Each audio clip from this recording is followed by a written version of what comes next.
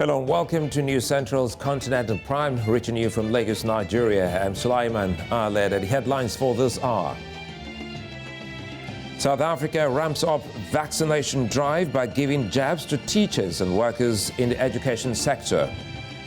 Former Ivory Coast Prime Minister sentenced to life in prison in absentia for coup plotting. Updates from Berlin Second Conference as UN condemns arbitrary detention of migrants and refugees in Libya. Details shortly.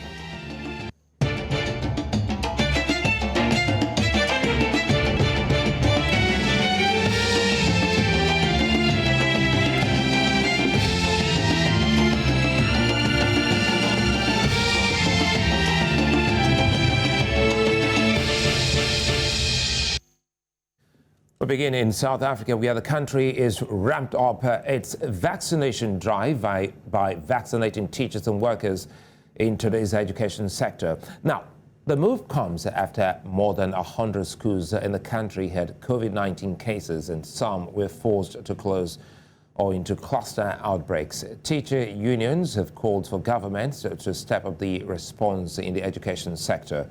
I'm now joined by the General Secretary of the South Africa Democratic Teachers Union, Mugwena Maluleke. Now, the union is the largest teacher union in the country. Good to have you join me, Mr. Maluleke. Quickly, let's start by asking, were you able to get vaccinated today? Good evening, Mr. Aleta and the viewers at home. No, I have not been able to get a jab today. I'm only going to get my jab tomorrow morning at 7 o'clock. That was planned that we do that with the Minister of Education together. Yeah. Well, the good thing is that you have a date, you have a time, so you scheduled for the jab tomorrow. So what's the feedback from your members in the field, especially about the process? Yeah, the feedback, I can categorize this feedback into three things, like the good, the bad, and the ugly. Let me start with the good. The good is that we have seen how our workers were enthusiastic to be turning up in big numbers, but also calling us and asking us when are they going to be taking up this opportunity and this privilege for them to be in the front of the queue in South Africa for this particular jab. And the other good thing about it was that we have seen an improvement from hesitancy that was almost at about 25% to be reduced to 10% of hesitancy as we're approaching this vaccination. However, the bad part of what we have seen today and the reports we have received was that there was bad communication in certain districts or provinces where we have seen so many teachers and education support personnel coming into the vaccination centers in big numbers, and that in itself was a threat because it could turn out to be a super spreader, because as and when they were not observing social distance while they were coming for vaccination, that could be a problem. And the other bad part of it has been when those who are younger than 40 years old were turned back in one of the provinces in the Eastern Cape that they cannot be given vaccination, and that in itself was going against the spirit of this particular campaign. The ugly part, however, it is the lack of vaccination centers in the rural areas, and that needs to be really improved, because these are the areas where they don't have access to medical centers, and therefore these are the people that have been disproportionately affected because of poor infrastructure, and therefore we are supposed to be prioritizing them. That is what I can sum up the day. You know, talking about, some of the good, bad, and ugly, one sore point here has to do with the rural areas. Your members in the rural areas, how have you been able to get them, get the jab? In the rural areas, we're using some of the schools as vaccination centers. some of the community centers that are there. However, that is where we're experiencing a problem in terms of the traveling between the vaccination center and the schools is vast, where you have got people traveling more than 400 kilometers from the school to be able to arrive at the vaccination center. And that can be a problem basically moving forward. And that is what we've been experiencing. So we have called for the increase in the vaccination centers, because schools are the centers of the community. And in any way, they're supposed to be used by the communities for the vaccination processes. So it can be used for the teachers instead of them traveling long distances. Well, so far the government has a very fantastic plan to vaccinate almost 500,000 teachers in 11 days. How realistic is this?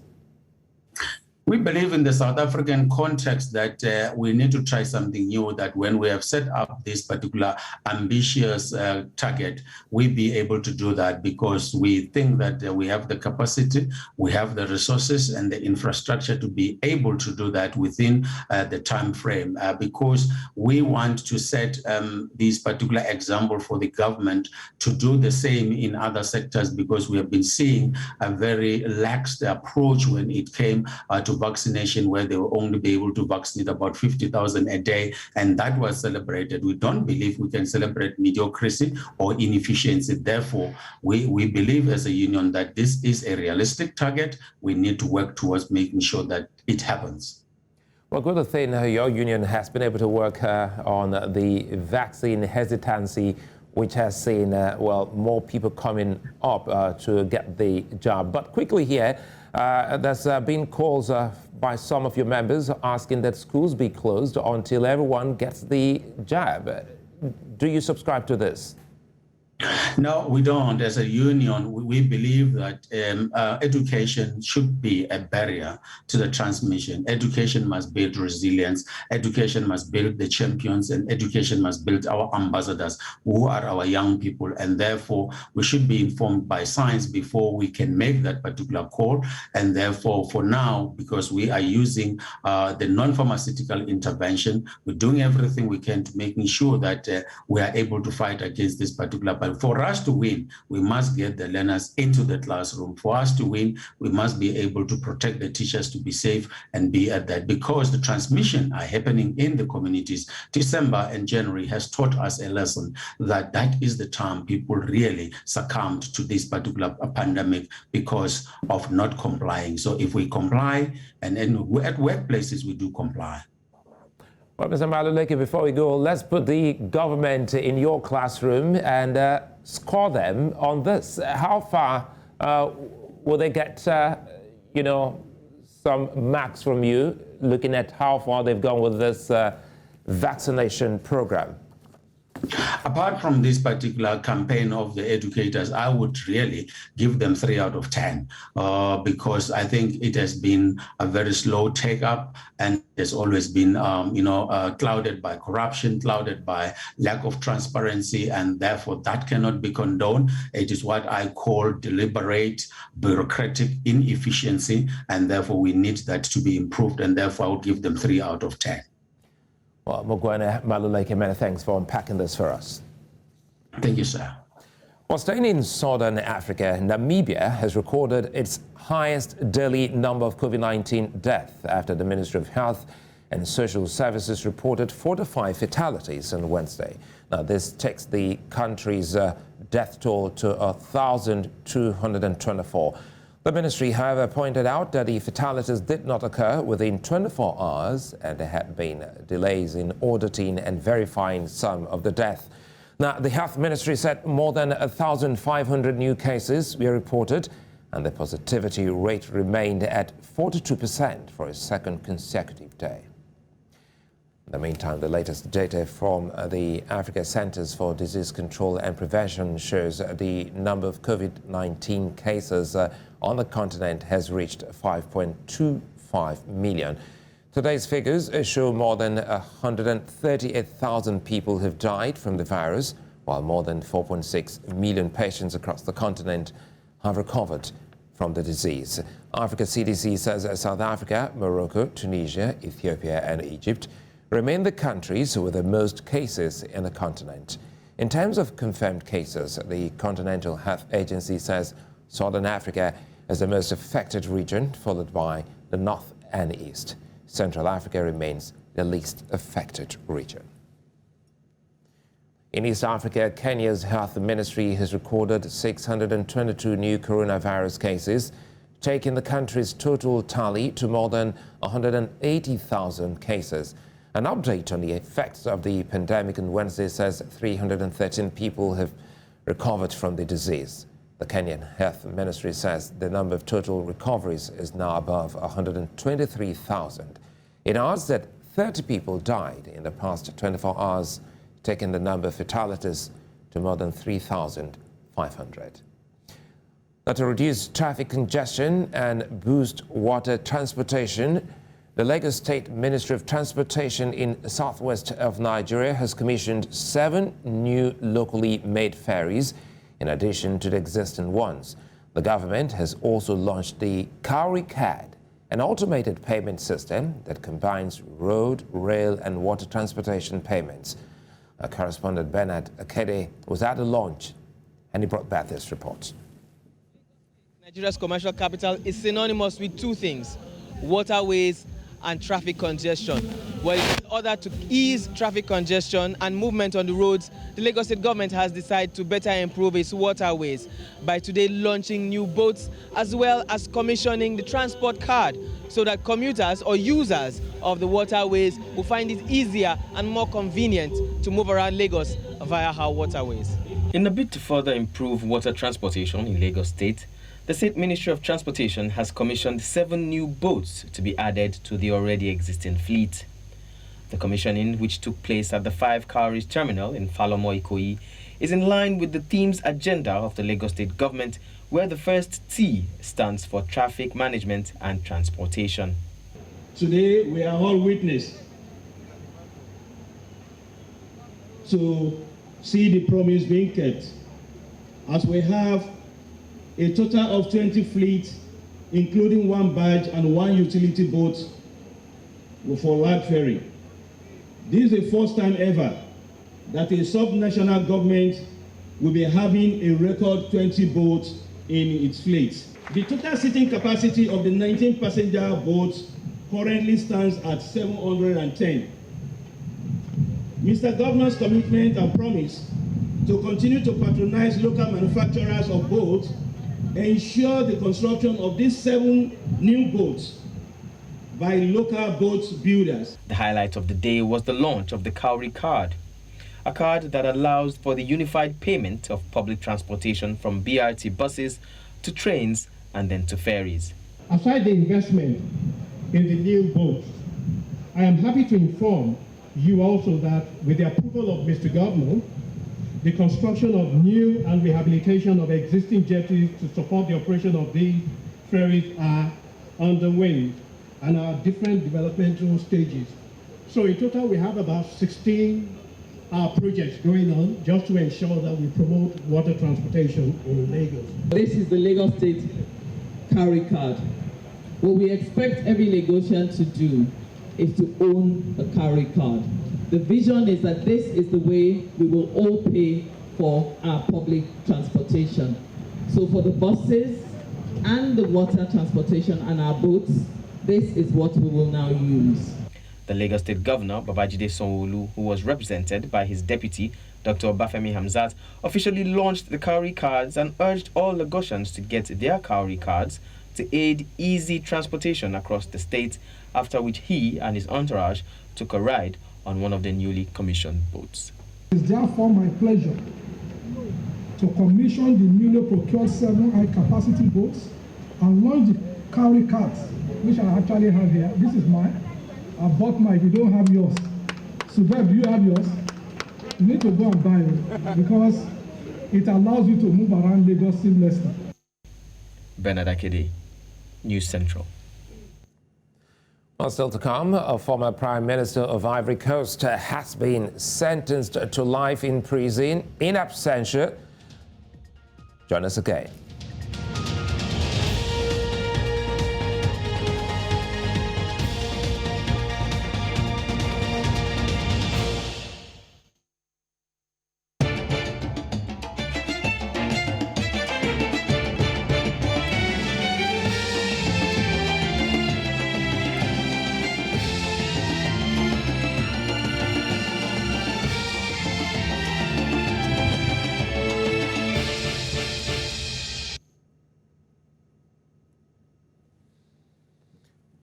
Welcome back. The news continues in West Africa, where a former Ivory Coast Prime Minister, Guillaume Soro, has been sentenced to life in prison in absentia for plotting a coup against President Alassane Ouattara. Wednesday's court ruling comes after Soro, in April of 2020, was sentenced to 20 years in prison for corruption. Reacting to the verdict, Soro, who has been in exile since December 2019, said the trial demonstrates the corruption of the Ivorian judiciary and its willful submission to the dictates of the executive. Now, the Nigerian army has killed 3 attackers and seized weapons while foiling an attack by Boko Haram insurgents in the volatile Lake Chad region. On Wednesday, a multinational military force said the remaining attackers fled in 4 vehicles following Tuesday evening's failed raid in the southeastern town of Bosso. A statement from the mixed multinational force said 1 vehicle was seized, while a machine gun and 3 Kalashnikov assault rifles were also recovered. The failed raid came just 2 days after nearly 6,000 people who fled insurgency in 2015 returned home to the troubled Diffa region where Bosso is located. Now, the West Africa Network for Peace Building says over 20,000 Nigerians died due to violence and insecurity in the last 10 years. The network revealed this as security stakeholders converged on the country's capital, Abuja, to deliberate on ways and efforts to tackle insecurity. Keynote speakers at the sessions say Nigeria ought to have declared a state of emergency on insecurity based on the casualty figure. They also faulted Nigeria's government's inability to leverage the intelligence capacity of Nigeria's indigenous population in areas hit mainly by insecurity. Look at the data, that is coming out from some of the global mass atrocity data is showing that between 2010 and now, Nigeria has lost over 26,000 people, and there are also data showing in the last few months that we have lost over 5,000 people due to kidnapping, murder, and what have you. We would have expected that the country would have taken it as a matter of urgency. It's also brief us because people are unsafe. One of the ministers has said that the country is bleeding, so meaning that there is fears pervading everywhere. So we would have expected daily briefing, from the presidency, to the Nigerian people on efforts that have been taken. I think the information around it's not enough, to be able to empower the people to be able to also, in their own different community, to be able to respond either to early warning signs or use their own indigenous knowledge. Security architecture issue is not only a state business, so it is important for the state to domesticate it amongst the people so that the people can also be able to respond if they have the adequate information. We also strategize on how, from the 36 states and the architecture that we already have on ground, how they can begin to intervene at community levels using their indigenous knowledge to be able to support some of these issues. Some people came, carried about 500 students. Nobody saw them when they were coming. So there are a lot of things we can benefit from indigenous knowledge, and I think that the government is not exploring that enough. If we explore indigenous knowledge, information by community can also tell us when they see strange faces coming in. We need to do that. The government needs to harness that so that they can build a network between the government responses and the community response. We continue to experience some levels of insecurity in Nigeria, but that is not abnormal when a country is moving from consolidated autocracy to consolidated democracy.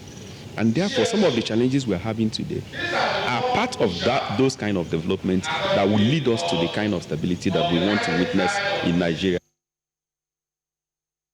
And stakeholders in Nigeria have called for urgent reforms in the country's electoral process ahead of the 2023 general elections. At a summit in the country's capital, Abuja, the stakeholders said far-reaching reforms must be pursued for free, fair and credible elections to be achieved. When it comes to protecting the democratic process in the midst of rising insecurity, all stakeholders, security agencies, politicians, and others have critical role to play, whether acting on their own or in partnership with elections officials and private entities. All should work to support in facilitating voter registration and voter participation. Every time we have elections in this country, it's as if we're going to war. And that actually affects the psyche of the people. Of course, where people are everywhere carrying guns, it's as if we are actually in a war situation. How do you then encourage people to come out and work? We must mobilize all groups to stand up and face those our oppressors, that there must be an electoral act that will guarantee the sanctity of the votes of the people.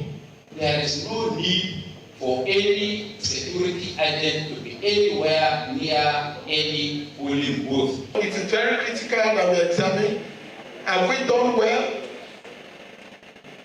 On a scale of 1 to 10, I would say it is a 6.5. So that means there's a dramatic room for improvement on how the media can engage in political process. In the meantime, a coalition of civil society organizations in Nigeria has rejected the nomination of an aide to President Muhammadu Buhari as an election commissioner. The CSOs frowned at the nomination of Loretta Onochie, saying she is a registered member of the ruling All Progressives Congress and has a reputation of being notoriously partisan. They asked President Buhari to immediately withdraw her nomination, not to erode the electoral gains made in the last 2 years. We collectively demand that the Senate reject the nomination of Mrs. Loretta Onochie as the National Commissioner in INEC. She's not only a special assistant to the president on social media, she's also a card-carrying member of the ruling All Progressive Congress.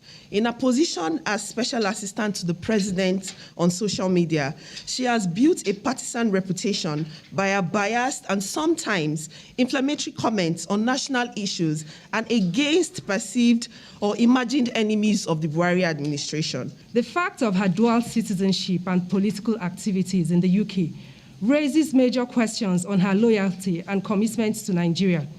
As a Nigerian and a UK citizen, she is obligated to demonstrate loyalty to both countries. Therefore, her dual loyalty will undermine national interest and potentially threaten the independence of INEC. We also make the following demands to the President of the Federal Republic of Nigeria, Muhammadu Buhari, to, as a matter of urgency, withdraw the nomination of Mrs. Loretta Onochie in the public interest and in furtherance of stated and repeated commitment to continue a legacy of truly independent electoral commission that enjoys the trust, confidence of citizens and electoral stakeholders. If there is a position that is called Deputy Vice President of the Federal Republic, she can be appointed to that position because that has no direct consequence. But the appointments within INEC is just too sacred. It's not finger pointing at APC. We don't have any headache.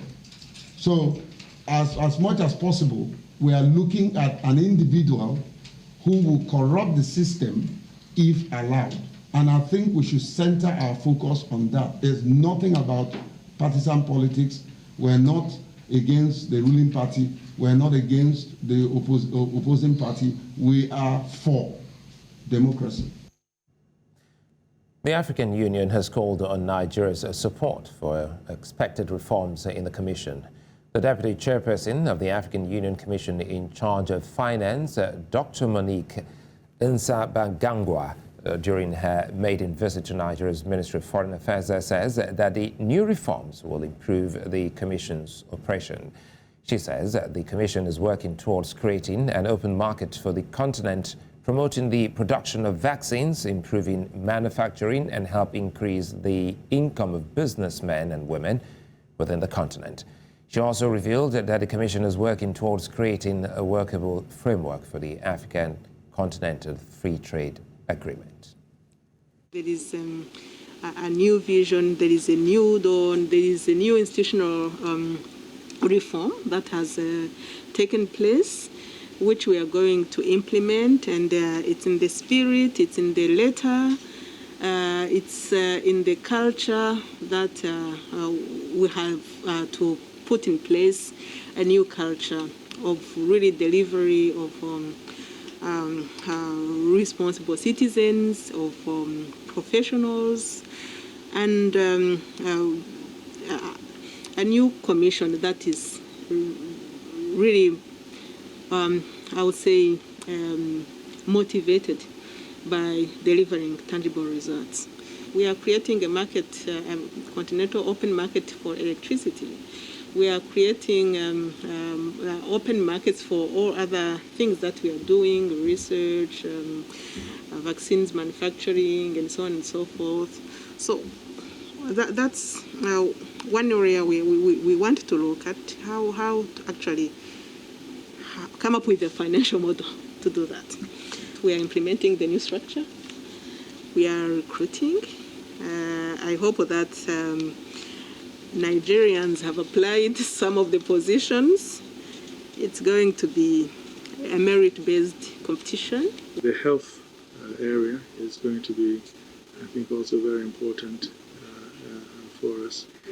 And we need to mobilize all the resources we can in those areas. But yeah, and also it'll be interesting to hear from you with regards to, you know, the Agenda 2063, how we're moving in that directions, how we're synchronizing with the SDGs, and if there are funding gaps in the aspirations, in achieving some of the objectives in that area. Going forward, you know, it's not just signing and signing up to the AFCTA, but I think that, you know, we really have to work out the whole rolling out of it and look at all the impacts and ensuring that you know, Africa benefits from the whole exercise. Vote counting in Ethiopia is still in progress following Monday's parliamentary elections.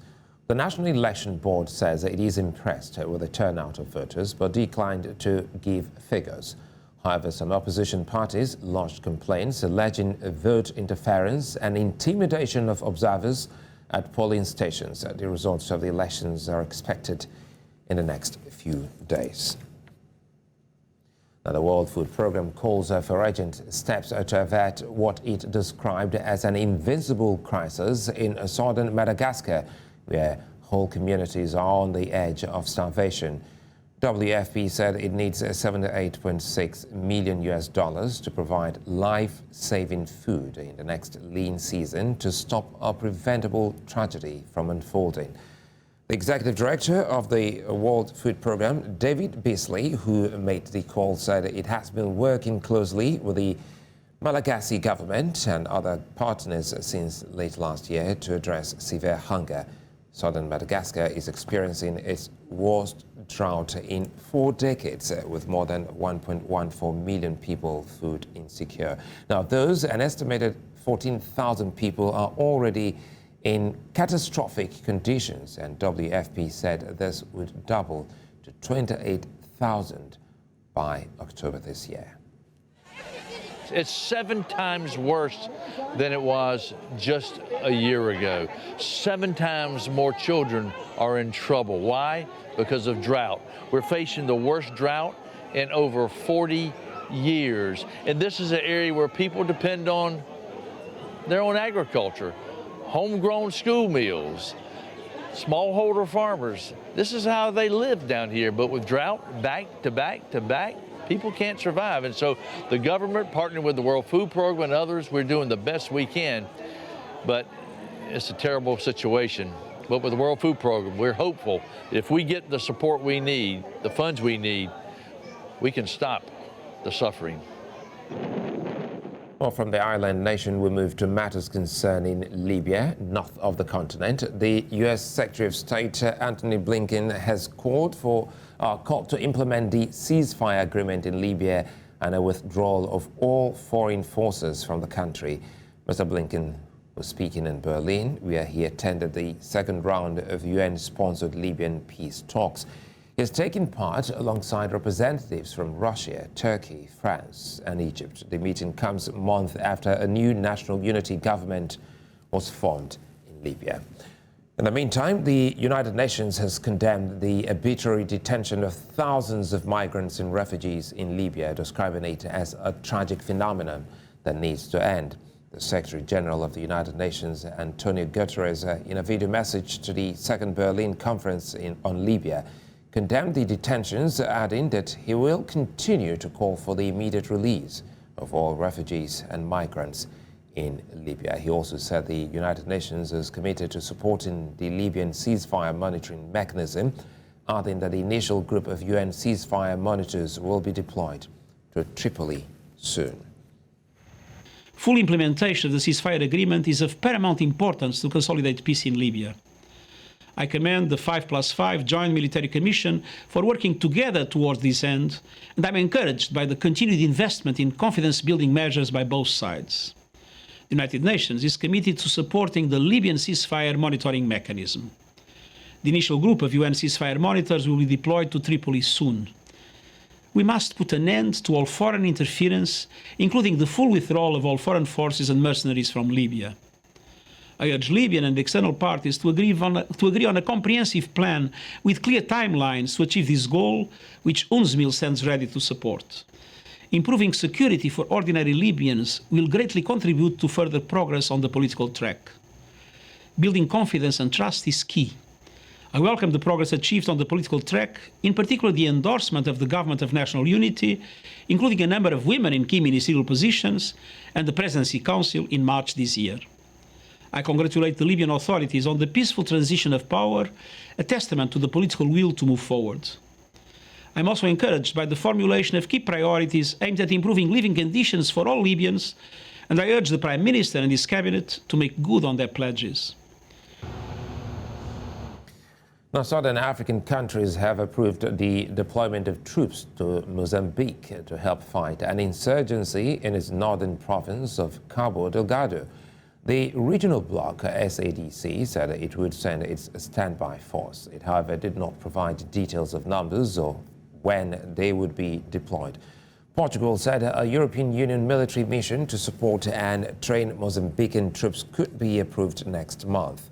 60 Portuguese soldiers have already been deployed. Nearly 3,000 people have been killed and 800,000 displaced in the 4-year insurgency.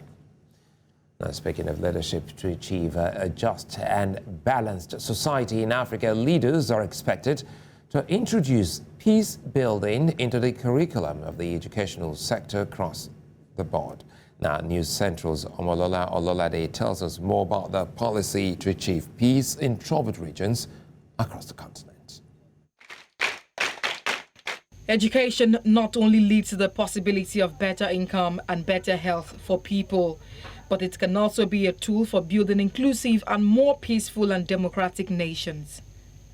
While some countries in the continent have been involved in conflict for some decades now, the importance of education in building peace in Africa cannot be undermined, especially as nations are seeking ways of bringing an end to this menace. If we are to change the trajectory of conflicts in our region or to avert conflict, we must embark on a continuous process of educating the masses, of enlightening them on the values that we hold as a society, but also on the dangers of conflict. So education becomes then the pathway, both formal and informal education become the pathway to averting conflict and redressing the impact of conflict. But also more importantly, it is young people who are the largest victims of these conflicts. Children being abducted by rebel groups or being misled into becoming parts of a terrorist group. Rebel groups recruit young people. And so if we are to impact the future of our continent, we must educate our young people about the values of peace and the dangers of conflict and violence. Experts urged African government to prioritize education as a tool for fighting all forms of insurgency and conflict in the continent. For over 10 years, we have been battling with Boko Haram in Nigeria, and we have not been able to see the end of this conflict. It will be better if the government can look other ways and go into ways of using peace education. By using peace education, the youths who are the major actors in this violent conflict will be educated first and foremost on the importance of peace. They will appreciate peace and they'll be able to know how costly war is compared to peace. The need to reorientate Africa's education and training systems to meet the knowledge, competencies, skills, innovation and creativity required to nurture the continent's core values, particularly in peace building, is more important. But what is more important is for putting in place strategies to achieving this. And other people who are involved, we must provide the skill sets for them to be able to appreciate this kind of education and not just focus on the children who are going to school. So it's still possible if we make the investment, if we make this a deliberate effort, not just a coincidence or a response to a conflict, but as a long-term strategy addressing the problem of conflict on the continent. If we have peace education in our educational system, the youth will be well educated on how to manage, their grievances and their conflicts. If the education sector must play a more prominent role in peace building, especially in conflict-affected states, then all stakeholders working in the sector must assess the implications of this shift while reflecting on its effect on the continent's mandate, operational activities, and priorities. Omolola Ololade, reporting for News Central. Well, still ahead, Hong Kong's Prodemocracy Newspaper will print its last edition on Thursday after 26 years. We'll bring you more on those and other stories when we return. Join us again.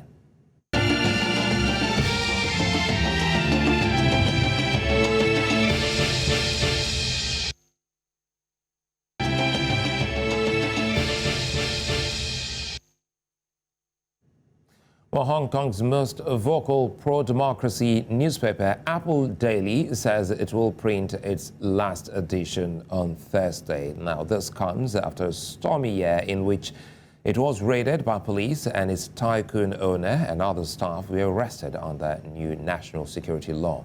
The tabloid thanked its readers and subscribers for 26 years of love and support in an online article.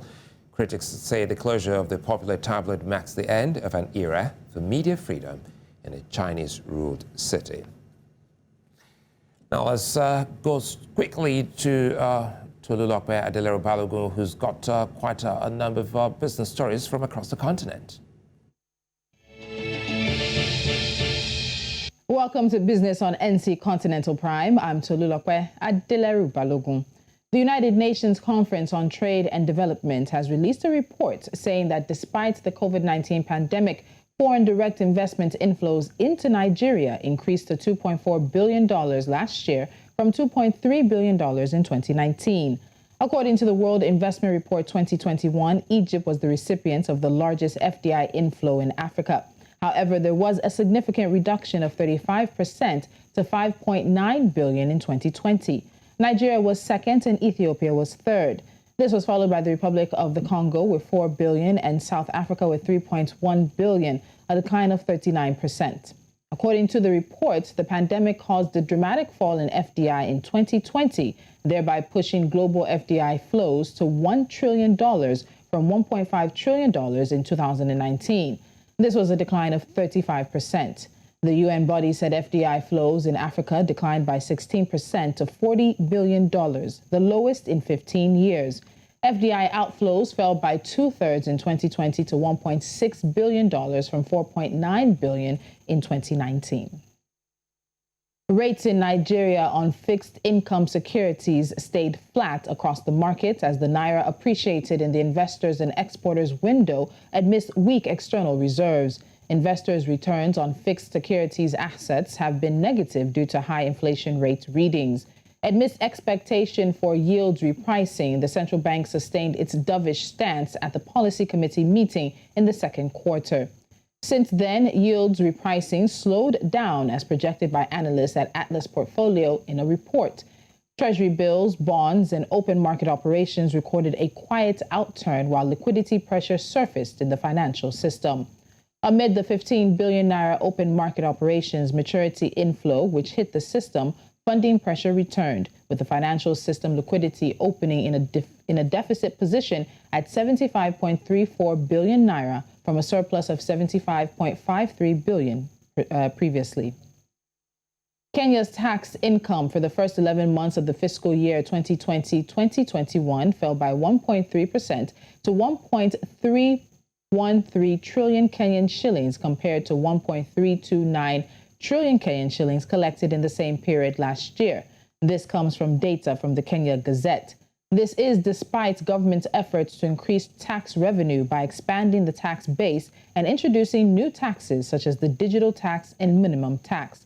The National Treasury announced that in May, tax revenue dropped to 123 billion Kenyan shillings from 153 billion Kenyan shillings collected in April, the first month-on-month decline this year. Some of the factors that may have led to the drop in tax revenue include a decline in corporate earnings and weak economic activity in the past 1 year. Domestic borrowing amounted to 770.6 billion Kenyan shillings as of May 31st, below government's estimates of 853.8 billion Kenyan shillings.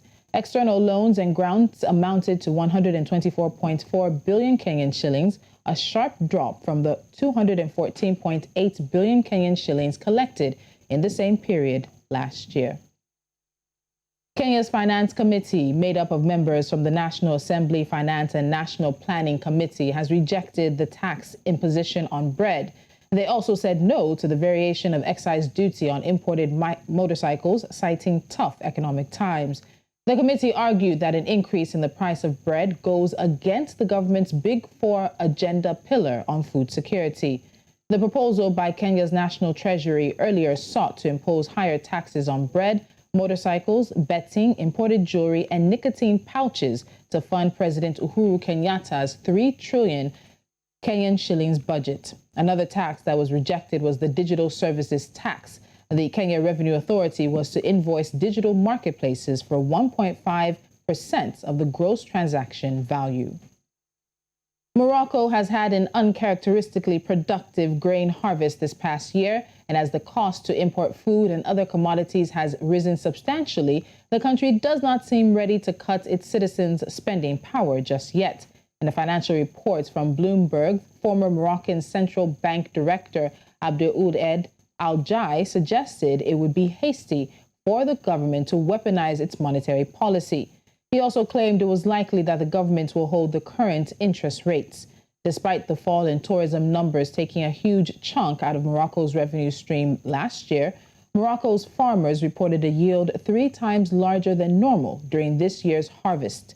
If timed correctly, Morocco could eventually leverage this massive supply to its economic benefit during the current spike in global food prices. A possible reason for Morocco's choice to keep interest rate low is the low borrowing appetites that Moroccans currently have for taking on loans. Moroccan investment firm CDG Capital reported that the majority of loans taken last year were government-sponsored and were mostly concentrated in sectors heavily affected by the pandemic. And that's the business we have for you right here on NC Continental Prime. There's more news right after this. We go to Sean Pankoli and the News Central digital team for all the trending stories across the continent.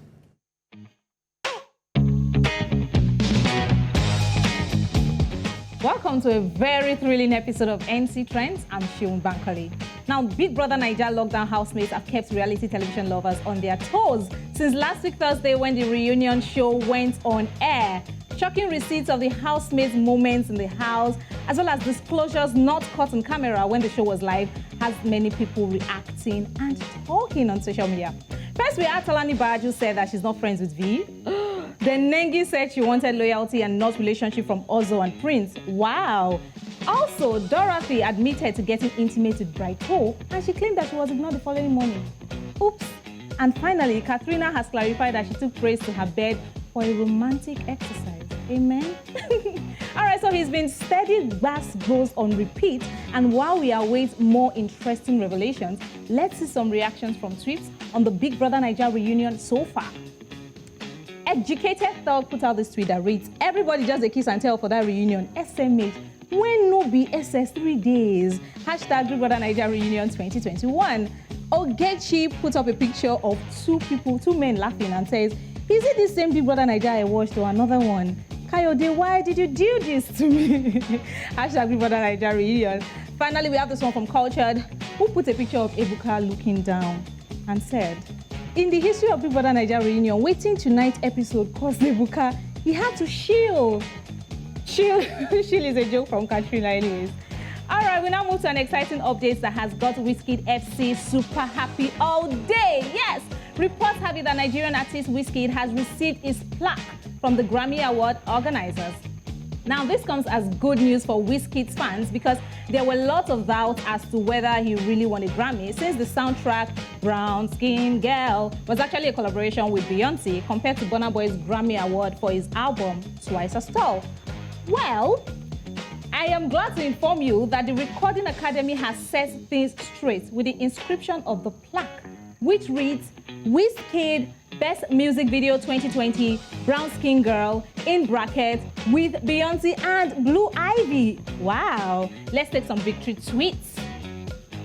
Gravity put out the plaque picture and says, with the caption on the Grammy, "I hope the haters now see Wizkid was not featured in Brown Skin Girl. Nah, he co-owned the song with Beyonce. Blue Ivy was the one that featured." Okay. Big OG put out this tweet that reads, "So after all the Twitter agenda, Grammy still delivered Wizkid's plaque to him. Twitter is not real life." And then he laughed. Finally on that, Shackled Lucifer says, "Like it or not, Wizkid is the first Nigerian artist to win a Grammy Award." How about Burna Boy?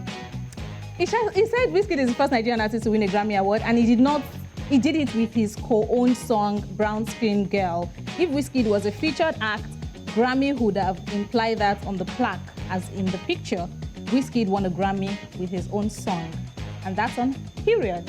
Finally, on latest trends today, the ECOWAS Court of Justice in Abuja has restrained the federal government and its agents from arresting or prosecuting Nigerians who are using Twitter. Guys, it's been 2 whole weeks without Twitter for some Nigerian sweeps. The court gave this order after hearing arguments from Solicitor to Civil Society Organization SERAP, that's Femi Falana, and lawyer to the government, Maimuna Shiru. The statement partly reads, "Any interference with Twitter is viewed as interference with human rights, and it will violate human rights." The statement continued saying that the Nigerian government must take immediate steps to implement the order. Well, let's check some reactions to this order from ECOWAS court. We have this one from Saint by 2, who says that, "We will take this one. It is good news. But do they have any power to actually take action if the culprits go ahead to arrest Nigerians? How powerful is the AU or ECOWAS? Question mark." We move on to this one from Fabric Depot, who says that rule of law is for those who respect it. There's nothing to rejoice about. Mixed reactions there. XC Pharmacy says that this is a nice one, but I hope they follow through the decision and it doesn't just end on paper. Let's hope it doesn't just end on paper. Well, guys, that's all for today. Follow through with the conversation by dropping a comment on Facebook or Instagram at News Central TV. Find other exciting gist and fresh updates on our YouTube channel, that's News Central TV. And don't forget to subscribe too. Thank you for watching. I'm Shion Bankole.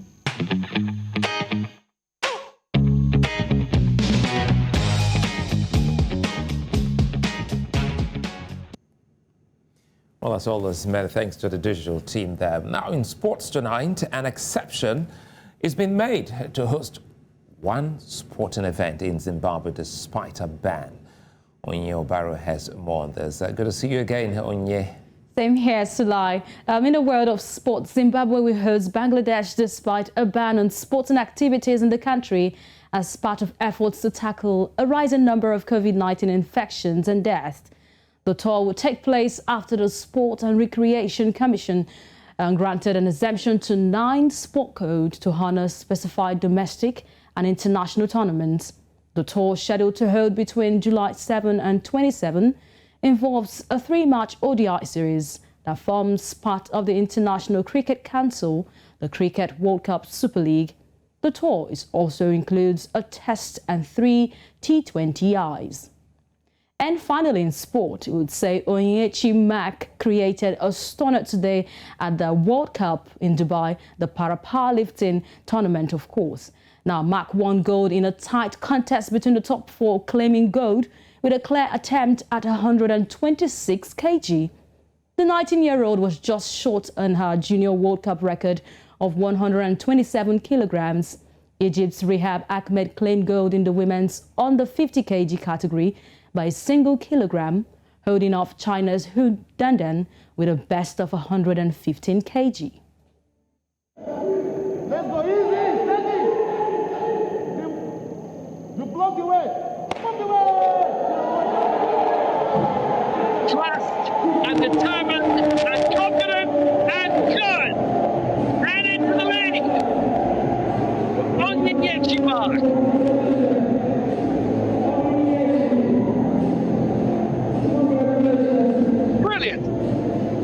She goes into the gold medal position and the first man is denied. And only one lift left now. And that's it on Sport Update. But I would remind you, Sulai, that girl's name is Onyechi Mack. So that is what Onyechi do. That's what we do. For a bit. Honestly, I was going to say that was a powerful one from... the 19-year-old. The village of all Onyechis. Thank you very much. Now it's time for us to check out what to expect in terms of sunshine and precipitation across the African continent, and it's been drizzling in most parts of Lagos here.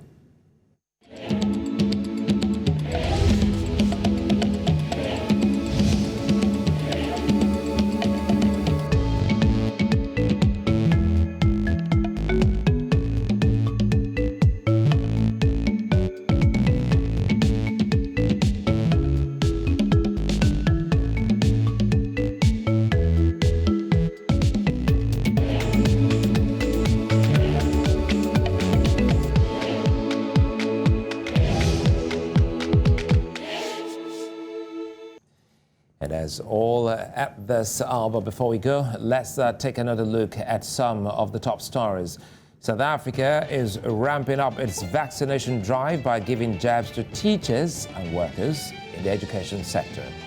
A former Ivory Coast Prime Minister, Guillaume Soro, has been sentenced to life in prison in absentia for coup plotting. Finally, we brought to you updates from the Second Berlin Summit as the United Nations condemned the arbitrary detention of migrants and refugees in Libya. Don't forget to follow us on social media. We're at News Central TV. You can download our mobile app on App Store and Play Store. You can also watch the News Central TV on Star Times Channel 274, Avio TV, Channel 23, Vision 247, Free TV, and YouTube. And Sulaiman, many thanks for watching.